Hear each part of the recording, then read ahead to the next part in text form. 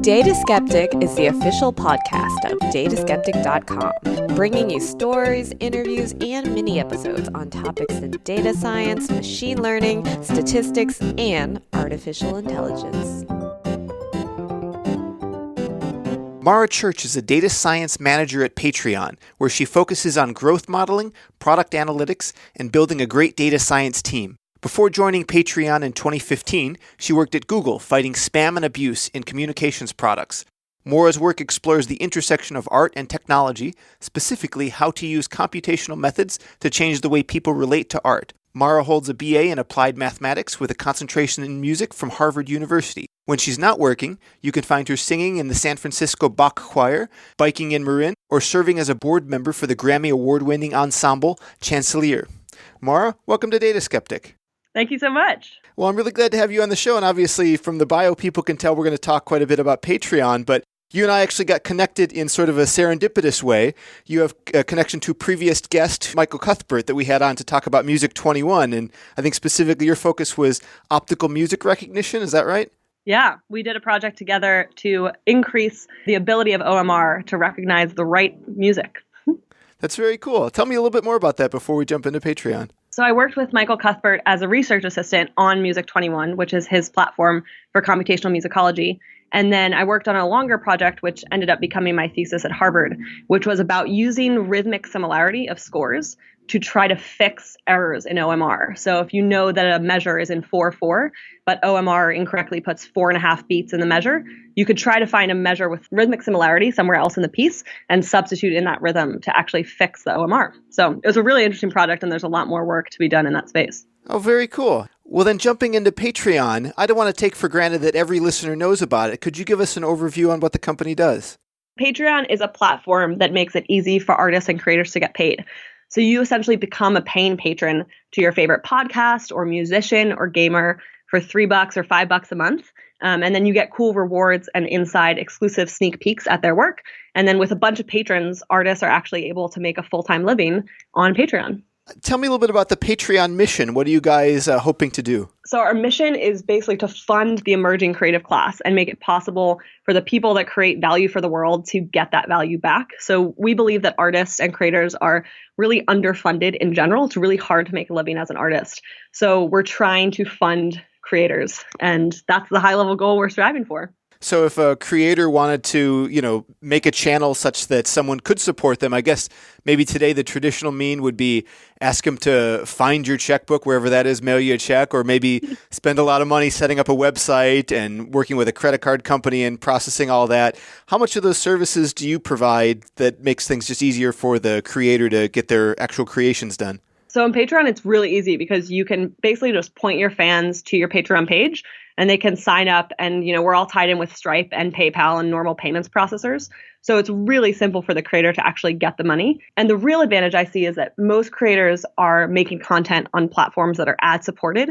So the money the creator actually gets is pennies or nickels in comparison to what they could get directly from their fans.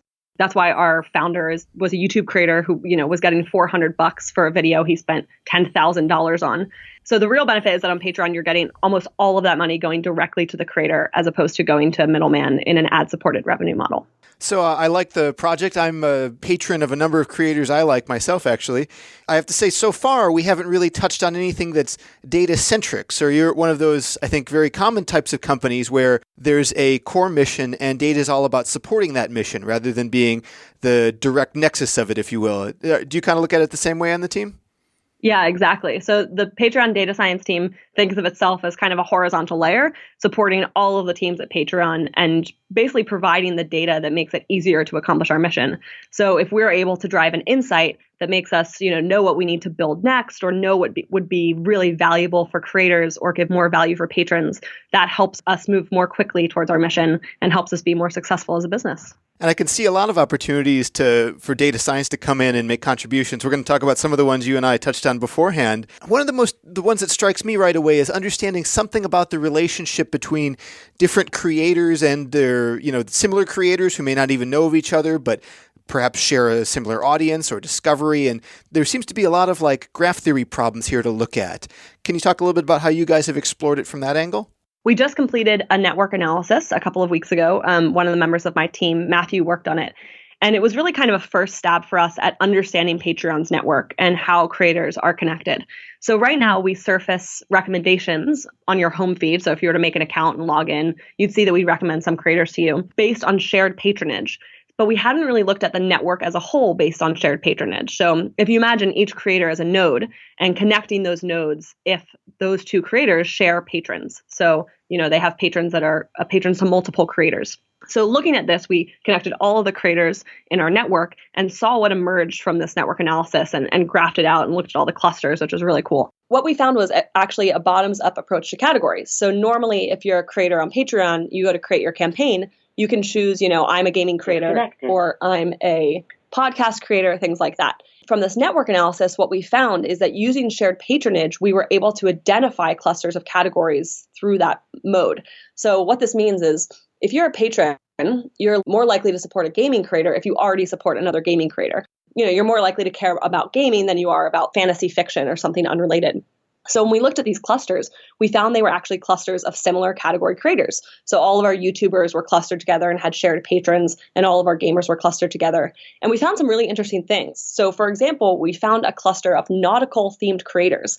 So creators that are either sailing around the world on ships or interested in building ships or just kind of interested in sea life. And we never would have thought about that as a category to give creators the option to choose. But here we had all these nautical themed creators, which is so cool. Yeah, I wouldn't have even guessed they were on Patreon per se.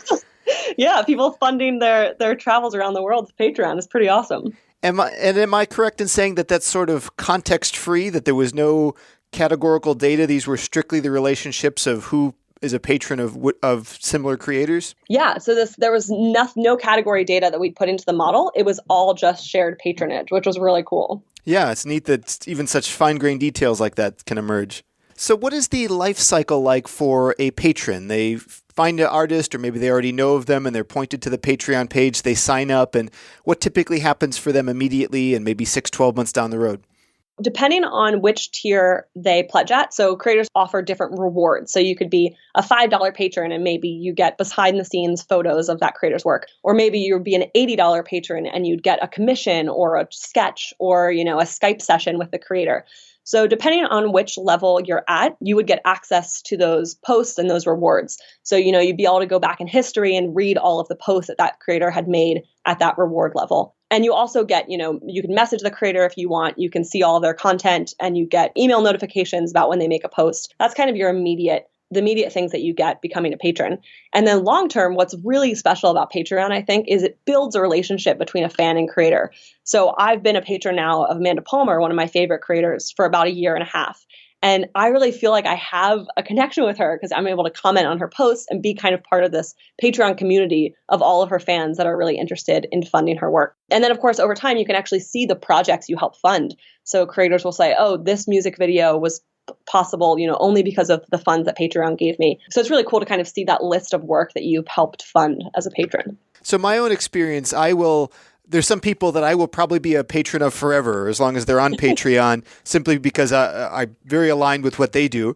But I also find sometimes I'll meet a musician or some other creator. I like their work for a while and my taste change or their direction perhaps changes. And, there's some churn. Maybe I have an interest somewhere else. What do you guys find when you look at the, patron turnover rates?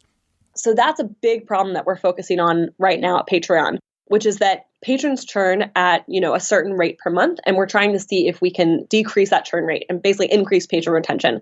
Because the longer we're able to keep a patron pledging, the more value a creator gets. So we found some interesting things from the data science side. We did a regression model looking at churn. So we took a lot of features, how long the patron had been around, how big the pledge was, where the patron was based, their location, things like that, and tried to see what was most indicative of the patron churning or not after a certain amount of time. And we learned some interesting things. One of the things that really surprised us is that the size of the pledge is not correlated to the likelihood that a patron churns. So we had previously thought, if we can just tell patrons to, build some feature that helps patrons pay more money. So maybe move from a $5 pledge to a $20 pledge, that will give more value to the creator. And what we learned is that that's actually not true because a lot of the higher pledges are kind of one-time exclusive rewards. So you might pledge $50, but it's only once, for a special t-shirt or something. So that was important for us because it showed us that we didn't need to build anything to try to make patrons pay more. On the other side, something that was correlated with churn was basically how engaged the patron was with the idea of Patreon. So if they had a profile picture that they uploaded, and if they set a name for themselves, they were actually less likely to churn than a patron that didn't have those two features. So that was important for us because it showed, hey, maybe there's some things we could do to get patrons invested in this kind of whole idea and this model to keep them around. So we did. We actually launched a whole profile pictures and made these cute little fox avatars for all the patrons that didn't have a profile picture as part of an effort to kind of get patrons engaged and feel like they had an identity on Patreon. So when you look at features like that, I think that's a novel discovery that profile pic is there, and you just got to spend some time, I suppose, trying things and exploring the data to find that. But there's also this risk of the endless path you can walk. I imagine early on you make some big accuracy improvements, and those slow down with diminishing returns.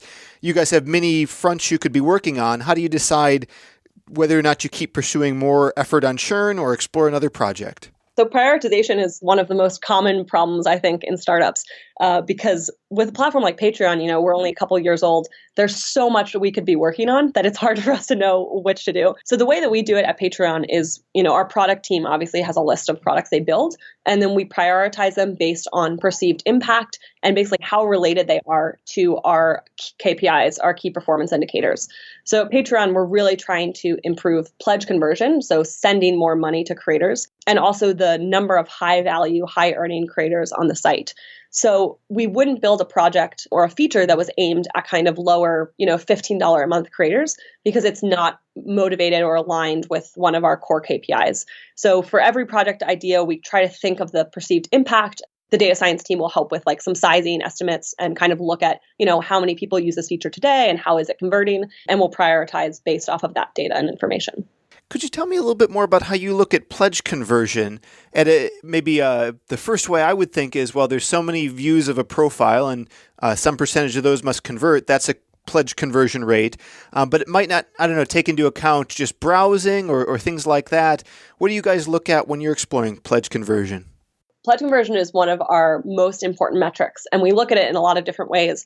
And one of our challenges on the data science team is we have many entrances to that funnel. You can make a pledge from the creator page on the button that says become a patron. You can also make a pledge from the creator page at one of the reward tier buttons. You can also make a pledge from the post page, which is let's say you get sent directly to a post. There's a little become a patron button there. So the problem with multiple funnel entrances is that from an analytics side, you have to be able to combine all of those views into one location, kind of one big table where you're able to start experimentation or analysis from. So that's definitely been one of the challenges for us, is getting all that data into one place and really having a standardized way of looking at experiments. Because if you're doing two experiments on the pledge flow, you want to make sure you're measuring conversion in the same way. Otherwise, you can't really compare those experiments to each other and know which one is more effective. So that's been one of our biggest challenges, is kind of grouping that data. We also have talked a lot, with other data science teams and gotten advice on how to think about new customers or new patrons in our case versus existing. So existing patrons convert at a much higher rate than new patrons because they already have the mental model of Patreon. They know what they're paying for. They know what they're signing up for. So every time we do an experiment, we break it down into, is this new patron conversion? Is it existing patron conversion? In some cases, is it upselling an existing patron on the same creator to a higher reward tier? So we make sure to have all those cuts of the experiment analysis and, run the t-test on all different portions of that to see what's happening. I can definitely see where you might, in some experiment, improve all of them if you're fortunate, but maybe just improving one is enough. Right. You could also bump into these interesting cases where an experiment leads you to better conversion for existing patrons, but slightly reduced for new patrons or something kooky like that. Have you had any unusual experiences in the experiments you run? Yeah, definitely. We have a whole growth team at Patreon, which is great, that focuses just on optimizing what we already have on the site. And they ran, I think, around 20 experiments last quarter just on the pledge flow. Some of the really interesting things they found out is, so we ran an experiment called Explain Patreon, where when you landed on a creator page, you got a little pop-up that said, hey, welcome to Patreon. Here's what we're about. Here's how Patreon works, yada, yada, yada. because we figured that a lot of people were coming to the creator page missing this context. And what we actually found was no impact on pledge conversion. So we found that people that had made it as far to the creator's Patreon page had already gotten an introduction from the creator, likely in a YouTube video or maybe at the bottom of their webcomic, about what Patreon was about. So us trying to, go out there and show what we were about didn't actually help at all. So it's things like that. The reason why experimentation is so important to us is because Patreon is pretty untested. It's kind of in a new area of, yes, it's funding, but it's recurring funding in kind of a subscription model. There's not a lot out there for us to know what to build or what we should do next. So experimentation for that reason and having really good data analysis and a framework for that experimentation becomes really important for the company. Well, with 20 experiments in a quarter, I'm sure there's a lot of challenges in, first and foremost, experimental design. And I imagine the data science team must have to help in making sure experiments don't overlap and things like that, and the analysis. Can you talk about the relationship between your team and the product team in that respect? This has been a big part of our evolution of the data science team. Especially in the last year, we've thought way more about experimentation and how to formalize A/B tests than we did at the beginning. So one of my teammates, Manuel, is really experienced in statistics. And so he's able to say, okay, here's the actual statistical way we should think about designing experiments. And the challenge of data science, of course, is taking that more advanced statistics and translating it to a product manager or to an engineer or to a designer and saying, because of this, we have to do it this way. So what we've done at Patreon is develop a really standardized experimentation framework. So we think of everything in terms of eligibility, observation units, and response metrics. And thinking of those three ideas, and Manuel actually wrote a great blog post on this that I can give you the link for below.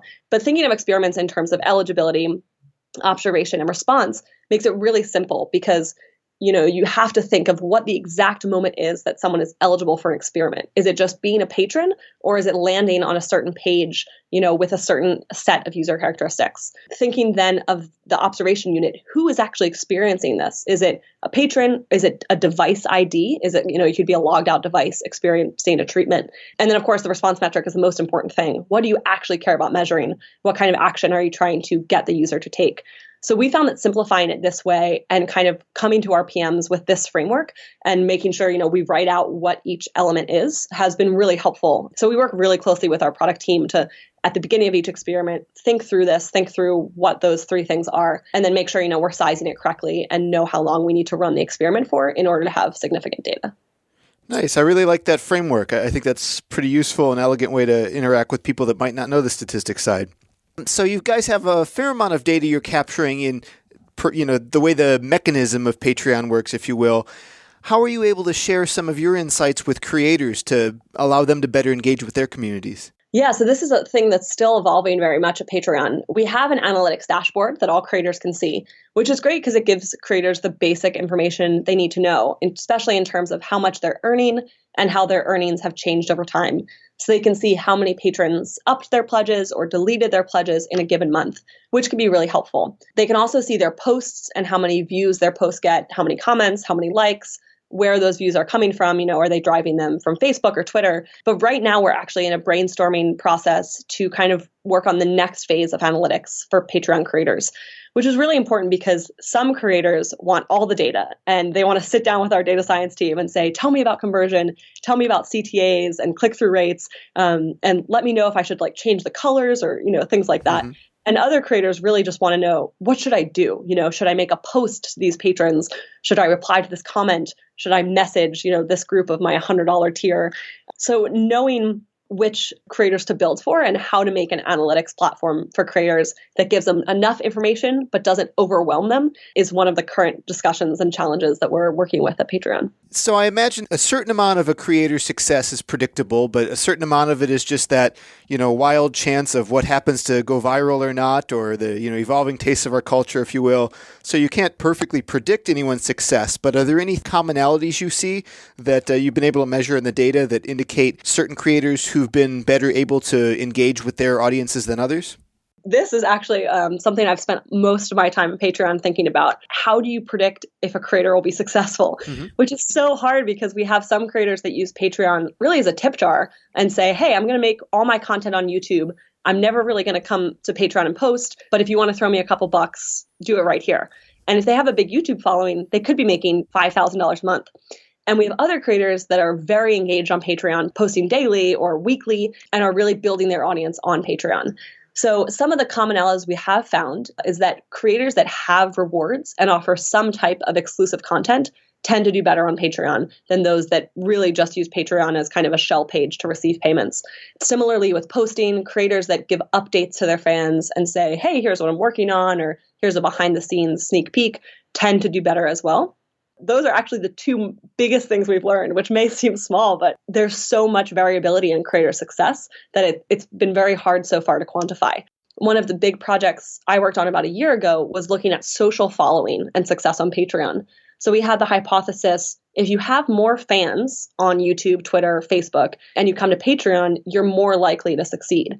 And we actually found that to be false. We did not find that that was true, that if you had a bigger social following, you were more successful. Because you can have that social following, but you have to be able to have influence on that following. So you can post a link to your fans, but if none of them click through to it, you don't really have influence on what your fans are being drawn to, if they're buying concert tickets or clicking through to see your video. So that's one of our biggest challenges that's been kind of challenging to wrap our heads around. How do we go find creators that will be successful on Patreon if it's not necessarily the creators with the biggest followings?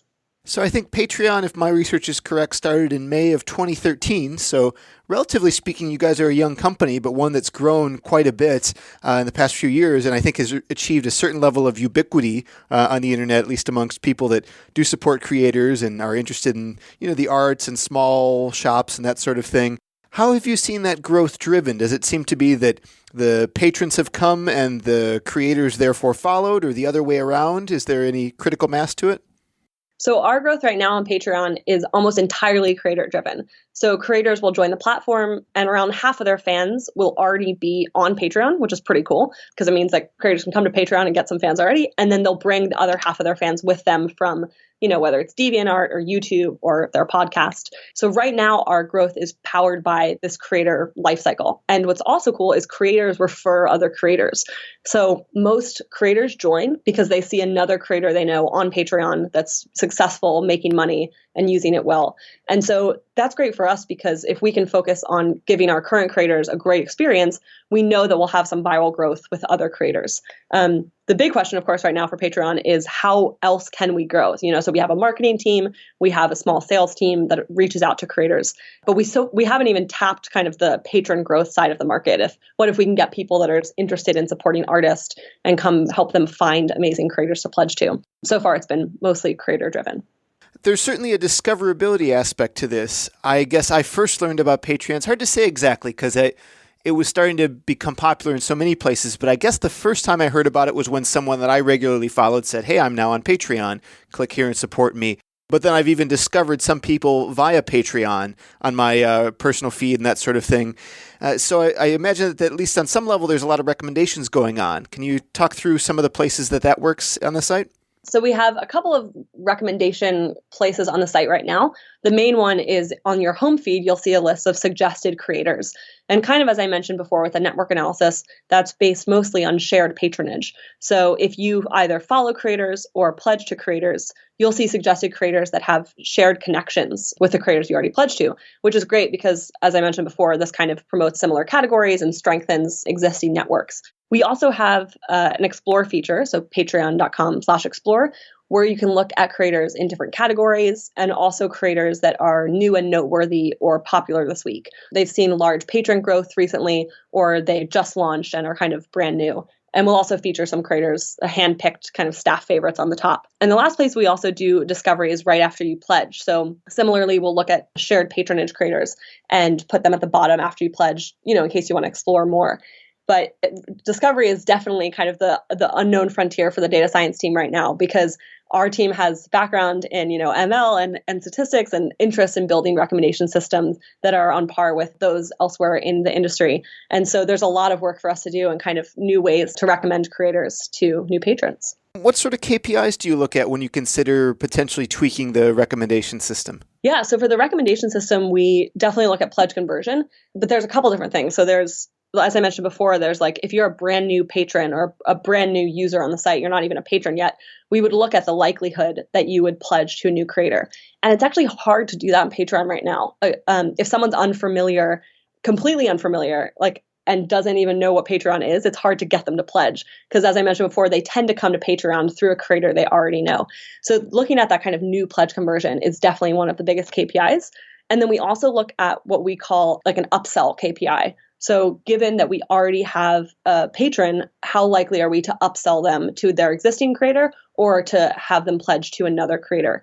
One of the reasons we care about that is because if a patron pledges to multiple creators, they're more likely to retain better. So kind of going back to that patron retention, if we can create multi-patrons and we even have some like super patrons that pledge to 20 people, they're way more likely to stay around on the site. And they might actually delete their pledge to one creator and kind of redistribute, which is a behavior we've seen. So maybe they have like a limited budget. They only spend $20 a month on Patreon. They might actually delete a $1 pledge and kind of distribute it around to a new creator.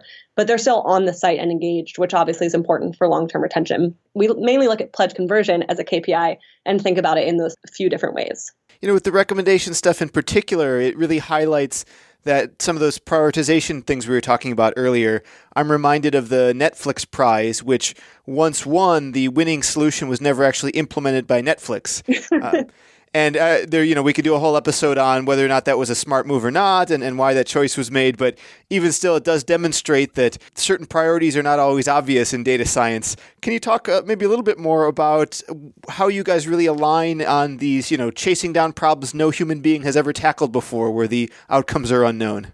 It's interesting with that because I think there's this fuzziness in data science about, wow, if I really want to work on recommendation algorithms, what kind of job should I get? What data science team should I be on? And I always give the advice that if you want to work in advanced machine learning, don't go to a young startup, because unless they're building a machine learning product, it's very unlikely you'll be working on kind of fine-tuning recommendation algorithms. At Patreon, we think about it. We have so much that we still have to learn. As I mentioned before, we don't even understand the biggest drivers of churn yet on our site.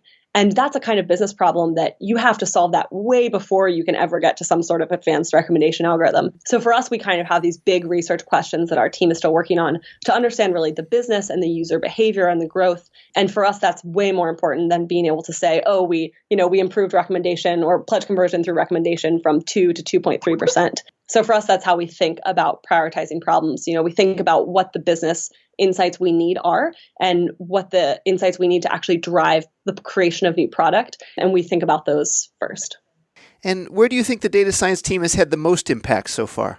Wow, where have we had the most impact? I think one of our biggest successes has been data democratization. So empowering people in all parts of the company to help make decisions with data, whether that's providing dashboards or teaching people how to write basic SQL queries, giving people the insights they need to actually do their job better, I think is where we've had the biggest impact. You can go to a dashboard and know how many creators we have in the writing category, so that if you're planning an event, you're on our marketing team planning an event for writers, you might know the relative impact of that event.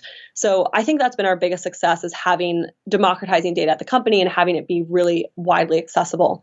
We also we've done a lot of kind of open-ended research, and that has been really helpful in determining what to build. So for example, right now we're building out a bunch of new rewards features, and knowing which rewards to build first or to offer to patrons is a huge open-ended question that's really hard to answer. But we actually ran an NLP on our rewards data to try to figure out what the most frequent and profitable rewards were. And that's the kind of data science project that has, immediate impact on the business and on actually knowing what to build. Yeah. Are you able to share what that ended up turning out? Yeah. So we are working on early access. So we saw a ton of creators give early access as a reward. So maybe you see the webcomic 2 days early. And we decided to actually productionize that so that a creator can make a post where they can just say, oh, set this to be private for 3 days. And then after that 3-day mark, make it a public post. So it makes it really, really easy for creators to get that early access, without having to think about it too much. Oh, cool. And it sounds like it emerged out of what creators were doing. It didn't have to go through some long field study or anything like that. Is that right? Exactly. Yeah. We are trying to basically take what our creators are already doing and make it one touch or one tap for them. Because creators right now complain a lot like, hey, it's hard to make rewards. It's hard to deliver this content to patrons. So our product team is trying to make that easy. And yeah, the data science team's part in that was, okay, let's figure out what our creators are actually doing, look at the text analysis of all of these rewards and help the product team come up with a prioritized list of what would be most impactful. Are you able to share any of maybe current projects or some of the things you're excited on working on in the near future? I can share that, as I mentioned, rewards is something we're thinking a lot about, thinking about how to improve the ability of creators to deliver rewards. One of the things the data science team, or two of the things the data science team is working on, one of which is data warehousing. So many data science companies will kind of go through this phase where suddenly they realize they have 6 disparate data sources and need to get them into one place. Our team is focusing right now on how to create a data warehouse and kind of pipelining all of that data into one place to make it easier for analysis. Another project I'm working on that's really exciting is trying to quantify virality on the site. So knowing that creators refer creators and knowing that the way that creators share their success on Patreon has a big impact on our growth. I'm working on a big modeling project to understand the life cycle of that virality. So where's the moment when a user decides to become a creator? How does that happen? What influences them? Is there anything we could put into that life cycle to kind of increase the chances that they would want to become a creator? So that's a big long-term modeling project that I've actually just kicked off this week that I'm really excited to dive into. I imagine that one day that might wind up on the Patreon blog that I've read some of your other posts on. Can you tell us a little bit about that in case our listeners want to follow it? We have 2 blogs. We have our creator blog, which is blog.patreon.com, that has awesome resources for creators and patrons that want to know how to run their business or how to make a book proposal or what data matters when you're a creator, things like that. And then we also have our corporate blog, patreonhq.com, that has all the information about, our mission and working here and what our data science team is like, things like that. So yeah, those are the 2 places where we share a lot of insights. The A/B testing blog I mentioned earlier, we're actually doing a series on A/B testing because we thought so much about it. And we think that young startups could really benefit from having a more standardized and kind of rigorous approach to A/B testing. So you'll see a couple of more posts from us about that on patreonhq.com. So winding up, any patrons in particular that you follow that you want to give a nod to? Yeah, so I'm a big fan of Amanda Palmer, who's an incredible rock star and writer and musician. She's the reason I joined Patreon initially and also the reason that I wanted to work here because I was so inspired by her. And then there's this great illustrator in England named Fran Meneses. Her Patreon is patreon.com/FranNerd.